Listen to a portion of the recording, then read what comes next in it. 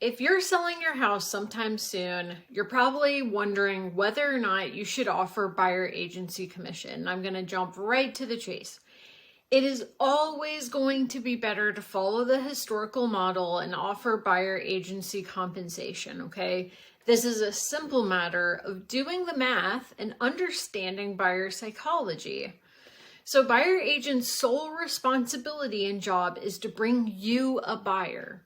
So if you decide not to offer compensation to these people, you're most likely going to severely limit your buyer demand pool. It's going to whittle down your interested parties to just those buyers who are willing and able to afford to not only pay what you're asking and then pay 2.5% to 3% on top of that. So when you don't offer to pay for a buyer agent, you're also probably unintentionally asking buyers to get over this major psychological hurdle, which then is also going to affect how they're thinking about the value of your house.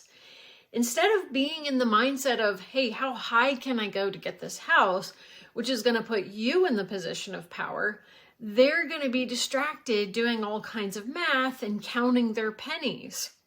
And when they do that, they take longer, which puts your property in danger of languishing on the market, collecting stigma and further damaging your chances of going under contract.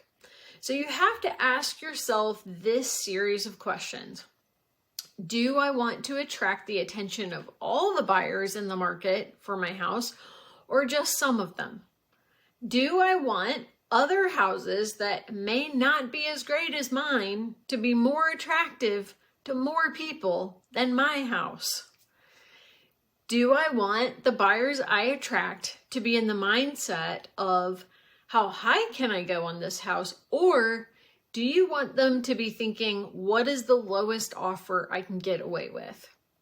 And last, do I want buyers to act quickly and be willing to compete with each other? Or do I want them to be waffling on whether or not it's worth contemplating an offer? Right? Real questions you really need to think through.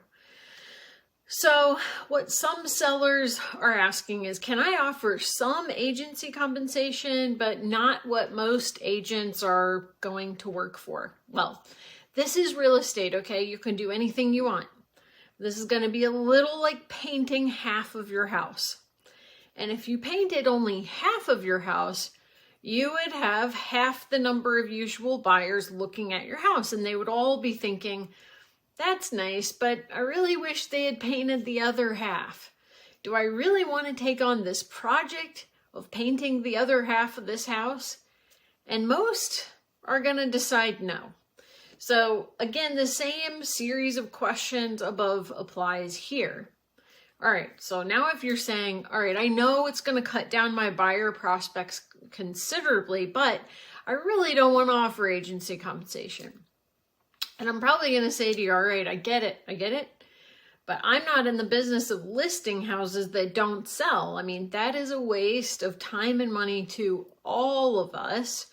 So this would be my best recommendation for you.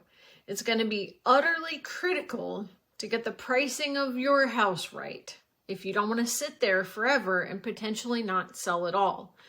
So we'll come up with a fair market value for your house, and then we'll subtract anywhere from 10 to 20% from that.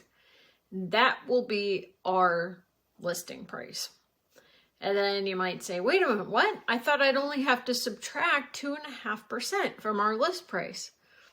No, because if all we did was subtract 2.5% to 3% to account for the buyer agent's cost, and the buyer has to pay that themselves now, we would mistakenly not take into consideration the fact that our buyer demand pool is cut down considerably. We will not have the full visibility or the draw that other listings that offer compensation have. And if we don't account for this up front, it'll be like trying to sell a house that has a visible hole in the roof for the price of a house that doesn't have a hole. Those don't sell. I mean, of course, a house with a hole in the roof can sell just fine. fine, as long as you price for that hole. But if you still don't want to offer compensation and you're good with this math, you will probably be okay. But this is how you need to be thinking about it if you're on the sell side. All right, call or text with any questions.